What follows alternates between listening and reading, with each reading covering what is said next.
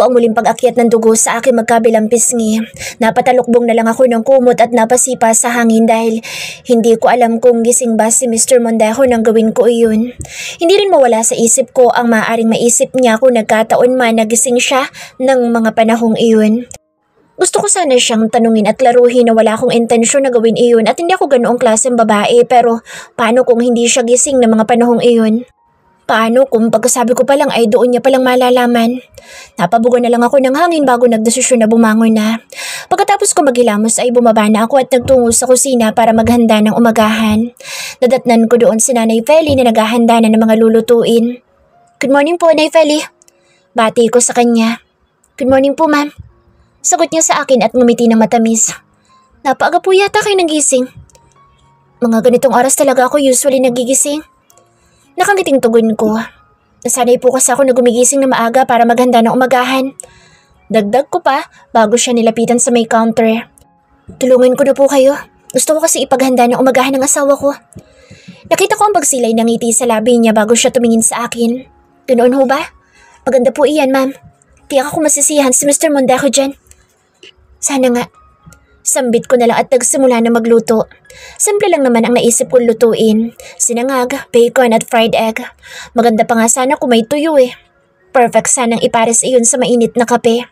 Pagkatapos kong ihanda ang mga niluto ko, inilagay ko na ito sa isang malaking tray para dalihin sa second floor kung saan nagwo-workout si Mr. Mondejo. Pero habang paakyat ako ay nakasalubong ko si Lolo Henry na mukhang kagigising lang din. "Good morning po, Lo." Matamis na bati ko sa kanya.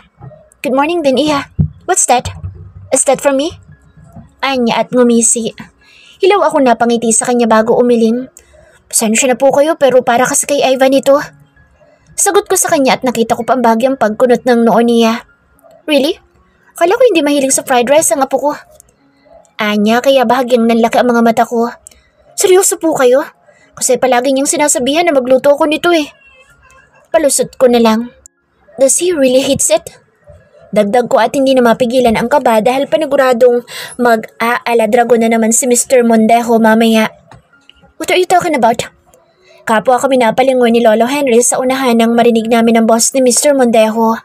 Agad ko siyang hinagilap at nakita siyang naglalakad palapit sa amin habang tumatagaktak ang pawis niya. Taas baba ang kanyang mga balikat habang hinahabol niya ang paghinga. Pati buhok niya ay basang-basa ng pawis. Kita ko pa ang ilang butil na gumugulong mula sa noon niya pababa sa mukha niya. Mukhang katatapos niya lang na mag-workout. "Ah, your wife prepared your breakfast, iho. I didn't know you like eating fried rice now." Sambit ni Lolo Henry at kitang-kita ko talaga ang pagtingin sa akin ni Mr. Mondejo. "You didn't tell me na ayaw mo pala ng fried rice. It seems like I made you eat something you didn't like for a few times." Sambit ko na lang at hilaw na ngumiti. Pero sa kaloob-looban ko talaga'y halos mawasak ng ribcage ko sa lakas ng kabog ng dibdib ko. "No, I love eating everything you make for me, hon." Sagot niya sa akin at matamis na ngumiti. "It was true that I used to hate that before, but I started liking it after you made it for me." Nasabi ko na lang bago tumingin kay Lolo Henry. "Why don't we eat together na lang? I'll prepare something for you too, Lolo. Just toast me a bread, Iha." Mabilis niyang sambit. "And a cup of coffee with no sugar." "Okay po. I'll go ahead and prepare them." Sagot ko bago dali-dalim bumaba. Patay talaga ako nito mamaya. Sigurado akong bubugahan ako ng apoy ni Mr. Mondejo. Lalo na't dahil sa akin ay mapipilitan siyang kumain ng hindi niya gusto. "Gusto mo ba talaga ako ipahamak?" Yun agad ang bumungad sa akin na makapasok ako ng kwarto. Halos mag-isang linya na lang ang kilay ni Mr. Mondejo habang naniningkit ang mga matang nakatingin sa akin. "I told you to be very careful!" Napapikit ako nang hindi na niya napigilan ang pagtaas ng boss niya. "Paano kung hindi nagtugba ang sagot natin kanina? Dinabuking tayo. Everything I did just to make my plan work will go down the drain just because of one stupid mistake." "Sorry, sir. Ginawa ko lang naman yun dahil ginagampanan ko lang ang pagpapanggap kong asawa mo." Pagdepensa ko sa sarili ko. Hindi naman pwedeng maghintay lang ako palagi sa sasabihin mo sa akin dahil alam ko rin na busy kang tao at marami kang iniisip. Dagdag ko pa bago huminga ng malalim para humugot ng lakas na tingnan siya sa mga mata niya. "Kaya niyo, gusto ko na rin pong matapos na itong pagpapanggap na ito." Tumingin lang siya sa akin bago bumuga ng hangin. You better tell me everything you do para alam ko din kung ano gagawin ko sa harapan ni Lolo. Anya bago tumalikod sa akin. Bumalik ka na sa baba at baka magtaka si Lolo. Okay po, sir. Sagot ko sa kanya pero bago ako tuluyang lumabas ay muli ko siyang nilingon. Sir? Kanina pa ako nainis sa pagtawag mo sa akin ng sir. Mabilis niyang sabi bago matalim na tumingin sa akin. I told you to call me by my name, right? Paano na lang kung marinig tayo ni Lolo? Sorry. Mabilis kong sabi sa bayo ko. Ivan, alam kong hindi mo gustong fried rice pero anong masasabi mo sa pagkain na niluto ko kanina?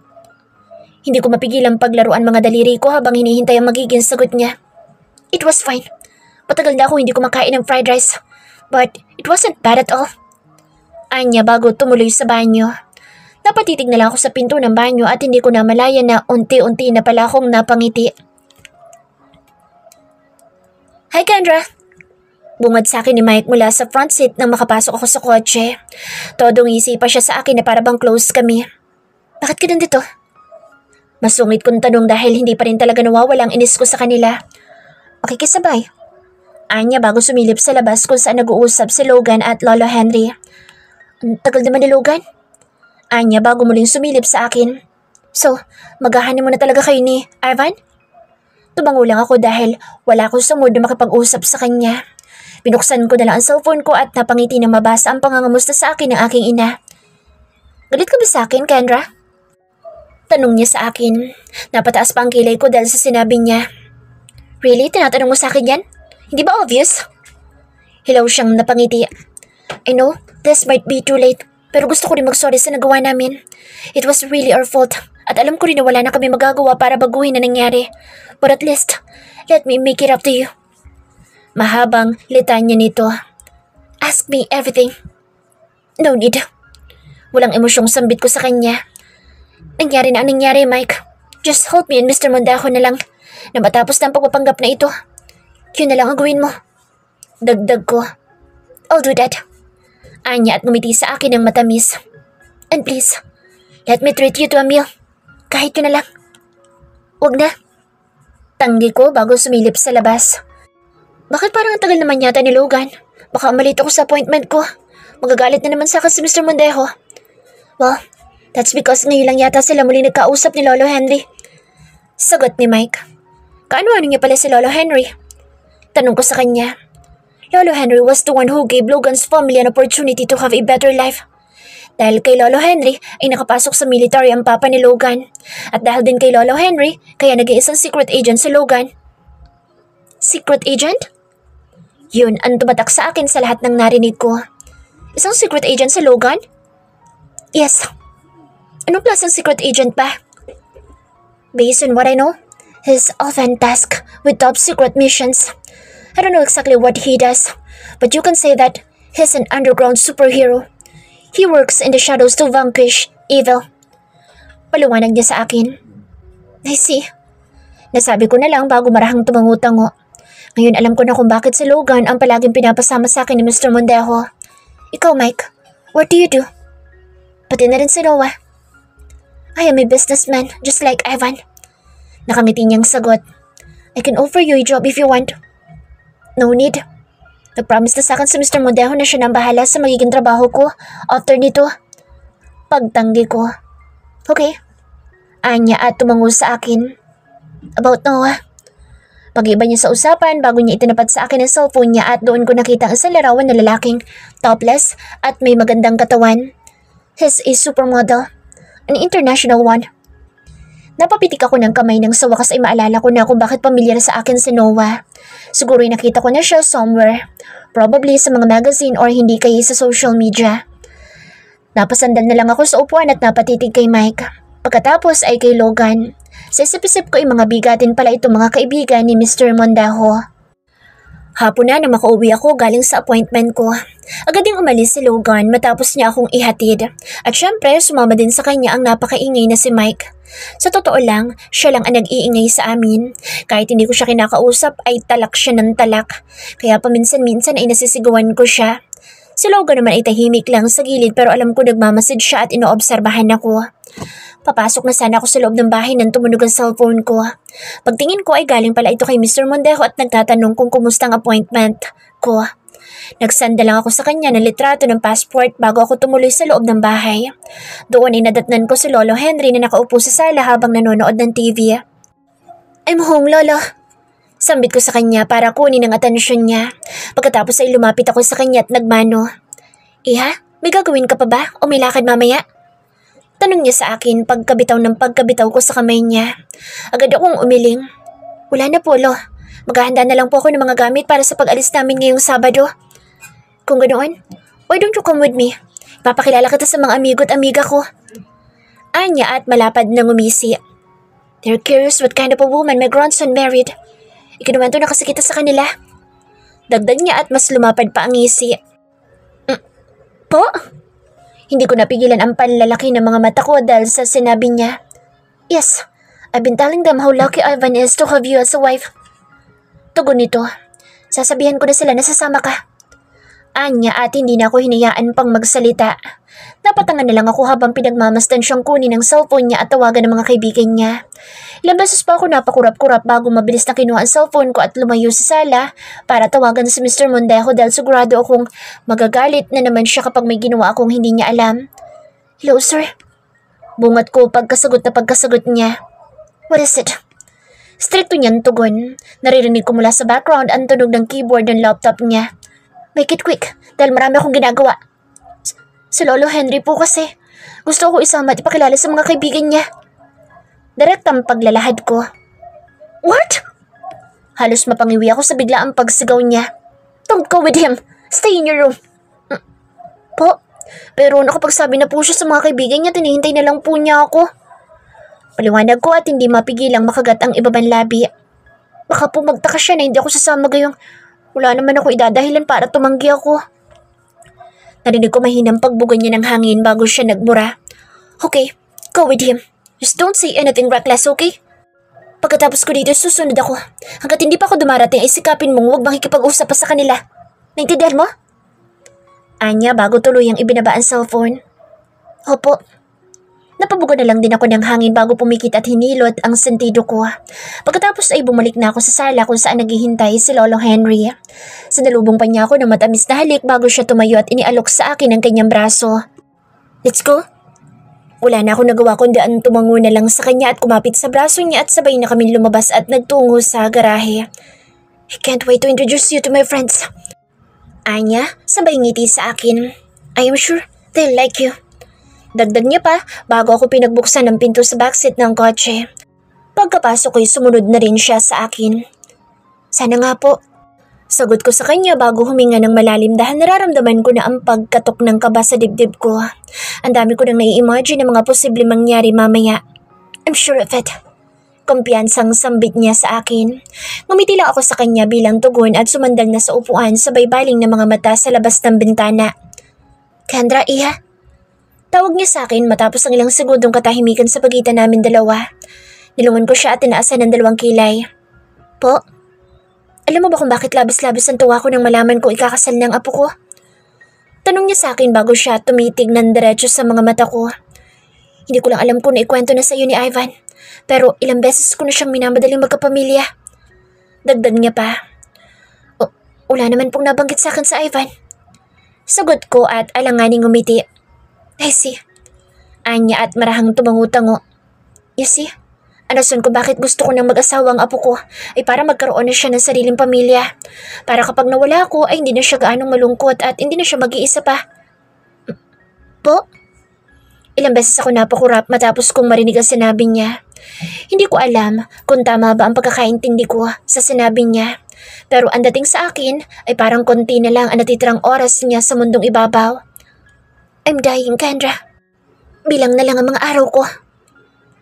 Pagtatapat niya sa akin at kitang-kita ko kung paano maglaho ang ngiti sa kanyang mga labi, napalitan ng lungkot. Hindi ko alam kung hanggang kailan na lang ako. That's why I want my grandson to have someone by his side when the time comes that I depart. Parang piniga ang puso ko sa sinabi niya. Kinagat ko pa ang labi ko para lang pigilan ang pamumuo ng mga luha sa mga mata ko. Hindi ko alam kung ano ang sasabihin. Tumitig lang ako sa kanya habang pinupunasan ng mga luha. Alam na po ba ni Ivan ang tungkol dito? Tanong ko sa kanya. Umiling siya sa akin. No, I don't want him to know.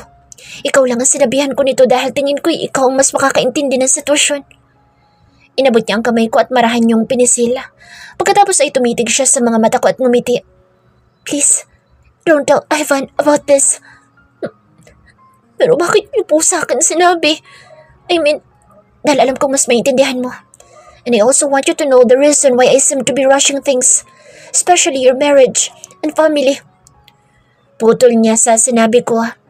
I also want you to grant my wish na sana'y makita kong magkaanak kayo ng apo ko bago pa man ako pumanaw. Napaawang na lang ang bibig ko dahil hindi ko na alam kung paano ko pasisikmurain ang panloloko namin kay Lolo Henry. Matapos ko na malaman ang kalagayan niya, kinakain na ako ng konsensya ko. Naaawa ko sa kanya dahil wala siyang kaalam-alam na ang lahat pala ng nakikita niya ngayon ay pagpapanggap lamang. Hindi ko mapigilan ang pagsisikip ng dibdib ko. Parang pinipiga ang puso ko dahil sa magkahalong guilt at awang nararamdaman ko. Alam kong isang makasariling bagay ang hinihiling ko sa'yo pero yun na lang ang hinihintay ko. Yun na lang ang pumipigil sa akin na tanggapin ang nalalapit kong paglisan sa mundong ito. Anya bago muling pinisilang kamay ko.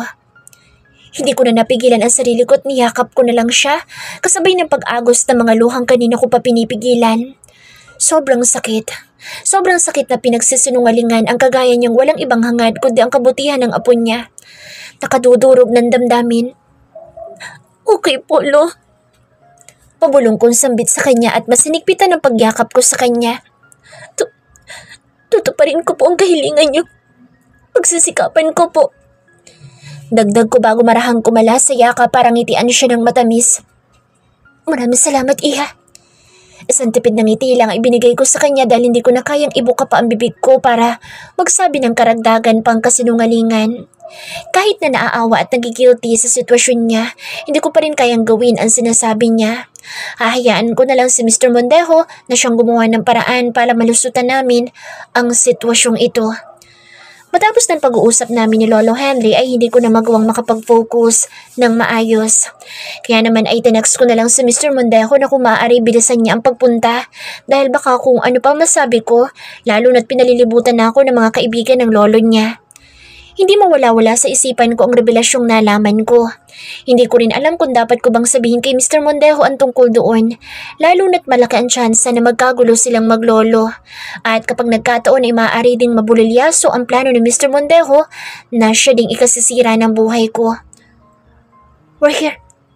Let me introduce you to my friends. Sambit ni Lolo Henry. Pagkahinto ng sasakyan.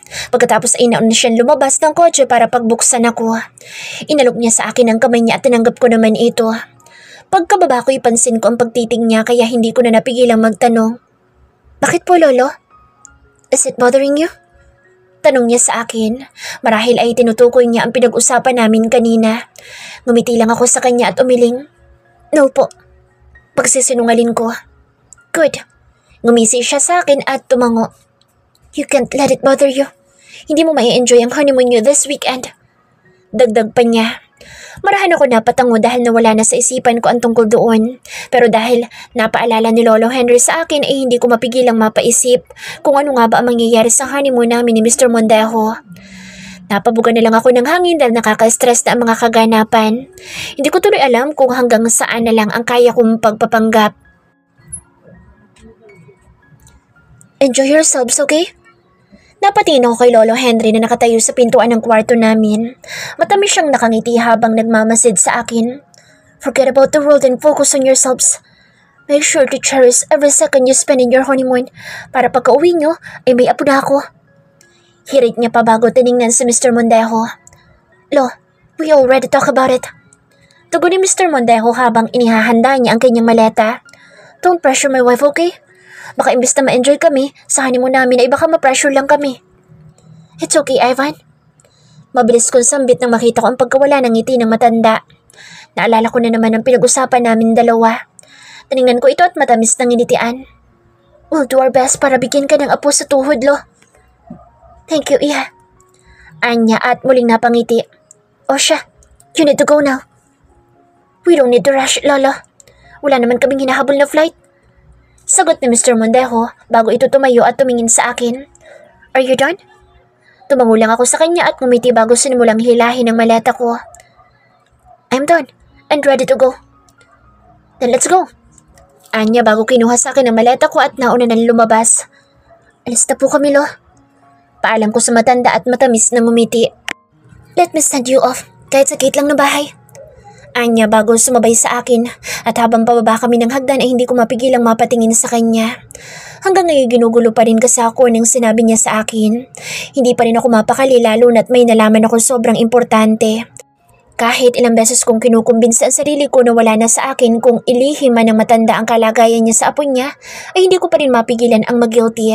Lalo na't karapatan ni Mr. Mondejo na malaman ang totoo. Pero hindi ko din naman pwedeng pangunahan ng matanda dahil alam ko na may plano din itong magsabi sa apo. Napailing na lang ako dahil kahit hindi ko gustuhin ay nadadamay ako sa sitwasyon nila. Naiipit ako. Pagkababa namin sa living room ay nandoon si Mr. Mondejo at Prenteng nakaupo sa sofa. Walang kahit na anong bahid ng pagmamadali sa mukha niya dahil hindi rin naman kami nagmamadali. Isang private plane kasi ang gagamitin namin papunta ng Paris at yun ay pagmamayari ni Lolo Henry. Hindi ko tuloy mapigilang masabik nang makasakay dito lalo na't ito din ang unang pagkakataon na makakasakay ako ng eroplano. Sinabi kasi sa akin ni Lolo Henry na kami lang ni Ivan ang sakay nito bukod sa 2 piloto at 2 flight attendant kaya malaya akong matitingnan ang loob ng eroplano. Iho, you should have brought your luggage in the car. Sambit ni Lolo Henry sa kanyang apo. Come on, you shouldn't be wasting any minute. Dapat nga nagmamadali na kayo.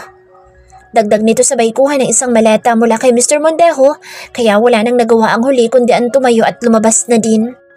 Tahimik lang ako sumusunod sa kanila hanggang sa makapasok kami sa kotse na maghahatid sa amin sa airport. Again, enjoy yourselves, okay? Paalala niya sa amin kasabay ng pagsara niya ng pinto. I'll be expecting a great grandson when you get back. Nakangising hirit niya bago kumaway. Napabuga na lang ng hangin si Mr. Mondejo bago niya itinaas ang salamin ng sasakyan sabay utos sa driver na umalis na. Hindi mala ako nakapagpaalam ng maayos kay Lolo Henry at natanong kung ano ang gusto niyang pasalubong pag uwi namin. So, is it true that this will be your first international trip? Tanong niya sa akin matapos ang ilang sandali. Tumingin ako sa kanya at tipid na ngumiti. Yes, sir. Actually, ito rin ang unang beses na makakasakay ako ng eroplano. Pagtatapat ko sa kanya. Okay, then you should enjoy your first trip. Take your time and explore Paris. I'll hire someone to accompany you. Sambit niya sa akin kaya hindi ko mapigilang mapangiti. Kahit papaano ay may bahay din naman pala ng kabaitan nitong si Mr. Mondejo. Think of this as your incentives. Tumango lang ako sa kanya at nilaparan ang ngiti. Thank you, sir. Tumango lang din siya sa akin bago sumandal sa upuan at naglagay ng wireless earphones sabay pikit ng mga mata niya. Mukhang ayaw niyang mastorbo kaya hindi na rin ako nagsalita pa at itinuon ko na lang ang atensyon sa cellphone ko. Pinasa kong muli ang text ng aking ina na nagpapasalamat sa ipinadala kong pera. Plano kong kada kinsenas ako magpapadala para hindi sila magduda sa trabaho ko. Kahit papaano ay nawawala na ang bigat sa dibdib ko na dala ng guilt dahil nakikita ko masaya ang pamilya ko at medyo gumaan kahit papaano ang buhay nila. Yun na lang ang iisipin ko para may pagpatuloy ko ang pagpapanggap bilang asawa ni Mr. Mondejo. Matapos ang ilang minuto ay nakarating na kami sa airport. Agad kaming sinalubong na isang grupo ng mga kalalakihan at tinulungan kami sa mga bagahe namin. Todo tingin ako sa hilaran ng mga eroplano na nakita ko habang pinupuntahan namin ang lugar kung nasaan ang private airplane na gagamitin namin. Keep your eyes forward, Kendra. These people are lawless men. Bulong sa akin ni Mr. Mondejo. You can stare at those planes later. Dagdag niya bago ipinatong ang palad sa bewang ko kasabay ng paghila niya sa akin palapit sa kanya dahilan para maamoy ko ang mamahalin niyang pabango. Alam kong parte lang ng pagpapanggap namin ang ginawa niya pero hindi ko pa rin mapigilan ang pagkabog ng dibdib ko at ang pag-akyat ng dugo sa aking pisngi. At bago pa man makita ni Mr. Mondejo ang pamumula ng mukha ko ay yumuko na lang ako kasabay ng pagsuot ko ng sunglasses na ibinigay niya sa akin kanina bago ako bumaba sa sasakyan. Nang makarating kami ay bumungad sa akin ng isang eroplano na medyo maliit ng konti sa mga nakita ko kanina. Siguro dahil hindi naman pang maramihan ang sasakyan kaya ganoon. Ginabayan na kami ng mga tauhan ni Lolo Henry hanggang sa makapasok kami sa loob at doon ay hindi ko na napigilan ang pag-awang ng bibig ko dahil sa labis na pagkamangha. Ang sosyal tingnan ng loob ng eroplano at iilan lang ang mga upuan pero malalaki ang mga ito at pwedeng higaan. Kulay puti at beige ang kabuuang kulay ng interior ng eroplano at leather ang cover ng upuan. Akala ko ay doon na kami ni Mr. Mondejo pero laking gulat ko nang dumiretso pa kami hanggang sa makarating kami sa area ng eroplano na parang isang literal na bahay. May maliit na sala set at flat screen TV at may bar counter din sa di kalayuan at maliit na kusina na kompleto din sa appliances, gaya ng ref at stove. Pero ang mas nagpamangha sa akin ay ang isang kwarto na may isang malaking kama at may sariling banyo na rin. Mangang-mangha ako sa nakita ko. Hindi ko lubos akalain na pwede palang may ganoon sa isang private airplane. Tingin ko'y napakaswerte ko dahil nagawa ko maranasan ng ganito na iilan lamang ang nakararanas. Not all planes have these features. Sambit sa akin ni Mr. Mondejo nang makaalis na mga tauhan ng lolo niya. My grandfather had this customized years ago because we both love to travel and I often used this plane when I studied abroad. Dagdag niya bago siya umupo sa kama. Tumango lang ako bago inilibot ang tingin sa paligid. Sir, pwede ba magtingin-tingin ako sa paligid? Paalam ko sa kanya. Yeah, sure. Go and do whatever you want. Kung nagugutom ka, there is plenty of food in the fridge or you can ask the attendants to make some food for you. Mabilis niyang sagot bago siya tuluyang humiga sa kama. Okay po. Sagot ko na lang bago dali-daling lumabas habang bitbit ang cellphone ko. Plano ko kasing kumuha ng mga litrato bilang remembrance. Pero pagkalabas ko pa lang ng kwarto ay sinalubong na ako ng isang flight attendant na may dalang 2 baso ng tingin ko'y orange juice. Good morning, Miss Mondejo. Do you want some juice? Alok niya sa akin at matamis na ngumiti. At dahil nauuhaw ako ay hindi na ako tumanggi pa. Sure, thanks. Magilaw kong sabi bago kinuhang isa pang baso para ibigay kay Mr. Mondejo. Let me bring this to my husband. Sambit ko sa kanya bago ako bumalik sa loob ng kwarto pero saglit ako natigilan nang makita ko ang pagngisi ng flight attendant. Hindi ko alam pero bigla akong kinutuban. Pero iniiling ko na lang ang ulo ko at hindi iyon pinansin dahil mas matimbang ang kasabikang nararamdaman ko. Sir, gusto niyo po ng juice? Alok ko kay Mr. Mondejo na kasalukuyang bumabangon matapos ako makitang pumasok. Yes. Sagot niya kaya mabilis ko itong ibinigay sa kanya. Thanks.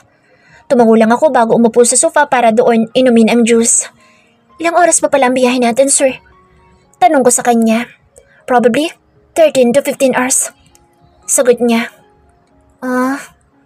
Yun na lang ang nasabi ko dahil hindi ko inaasahang ganoon pala katagal bago kami makarating sa destination namin. Yes, so you better take some rest so you'll have enough energy to go around Paris when we get there.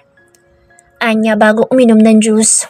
Tumango lang ako sa kanya bago ko inubos ang laman ng baso at matapos ang ilang minuto ay magpapaalam na sana ako sa kanya na maglilibot na muna ako pero bigla akong natigilan na makaramdam ako ng kakaiba.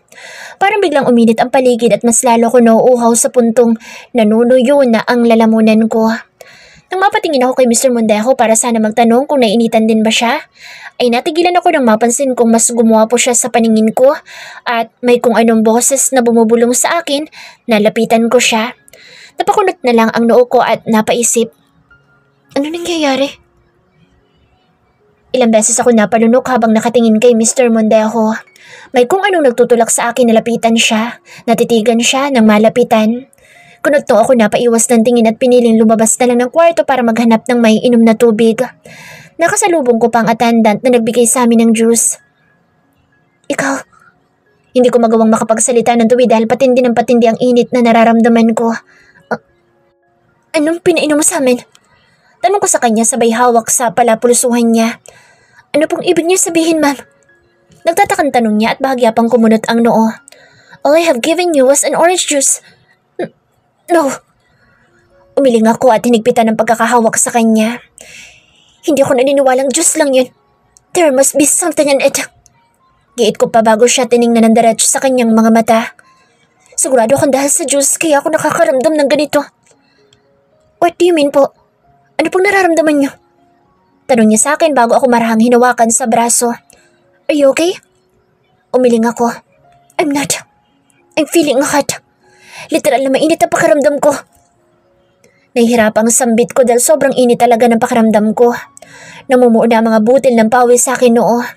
Sa sobrang init ay parang gusto ko nalang maghubad ng damit. Why don't you take a rest in your room, Mrs. Mondejo? I'll go ahead and get you a cold drink. Anya, bago ako ginabayang pabalik sa kwarto. Magmamatigas pa sana ako pero muli siyang nagsalita. It's also better if you remain seated since we're about to experience a bit of turbulence because of the bad weather. Wala na akong nagawa kundi ang hayaan siyang gabayan akong pabalik sa kwarto. Ilang sandali pa nga ay nagsimula ng umalog ang eroplano kaya napaupo na lang ako sa sofa. I'll be right back with a cold drink. Paalam niya bago mabilis na umalis.